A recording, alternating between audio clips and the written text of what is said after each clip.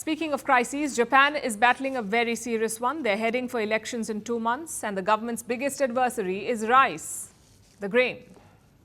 It is Japan's staple food, and its price has remained stubbornly high, so much so that it is testing the Prime Minister's grip on power. His approval ratings have fallen to a record low, and now his own minister has dealt a blow. He said he's never had to buy rice because his supporters give him so much. That remark drew so much criticism that the minister had to resign. But the government is still facing a massive backlash. So why has rice become such a major political issue for Japan, and what does it mean for their government? Here's a report.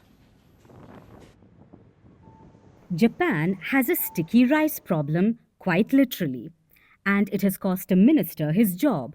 We're talking about Taku Ito. Earlier this week, he made an off-the-cuff remark. He said, "I have never bought rice myself. Frankly, my supporters give me quite a lot of rice. I have so much rice at home that I could sell it." Ito's gaffe could not have come at a worse time. Rice is Japan's prime staple food, but its cost has been soaring for months. After a minor dip in the first week of May, the average retail price has risen to $29.4 per 5 kilograms of rice. With prices surging to record highs, rice has become a major political issue in the country. And Ito has only added fuel to the fire. He was Japan's agriculture minister. We say was because he resigned today after a major backlash. I just handed in my resignation to Prime Minister Shigeru Ishiba. Personally, I would like to apologize again for making an inappropriate comment as the minister in charge, while the Japanese people are struggling with rice prices. I believe it was nothing but an inappropriate comment, which was due to my lack of understanding of people's feelings. I think Taku Ito's comment was not acceptable not only because he was the agriculture minister, but as a human, as if once he took the upper position, he forgot about the lower-ranked people. I think the resignation is what he deserves.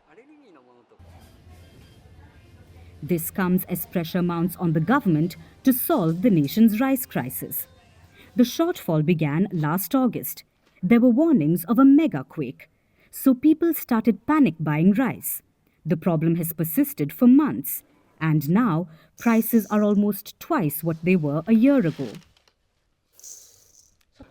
The government has made several attempts to bring prices down, like dipping into rice reserves and importing rice from South Korea for the first time in a quarter of a century. But nothing has worked.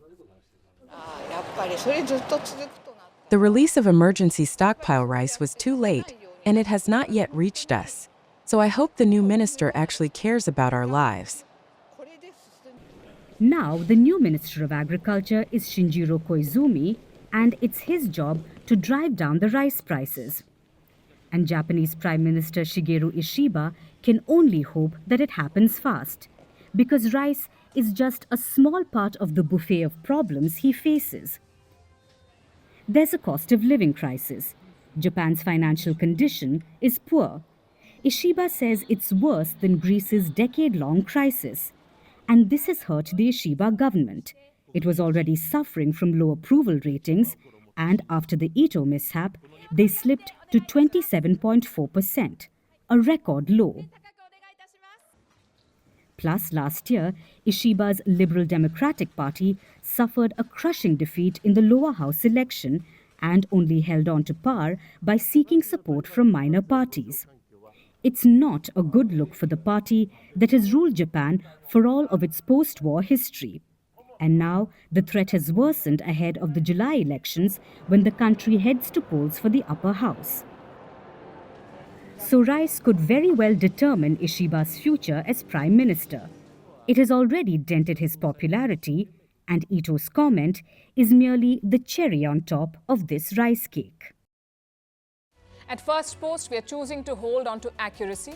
That means we won't always be first. We may not get you your breaking alert. But what you will get is what we owe you. And that is the truth. Verified, checked, and cross-checked. We rely on sources and verified ones. After all, that's what separates a journalist from a loudspeaker. But sometimes even we miss a beat And when we do, we will tell you. Like yesterday, we ran visuals from a registered news agency. That visual turned out to be fake, so we are taking accountability.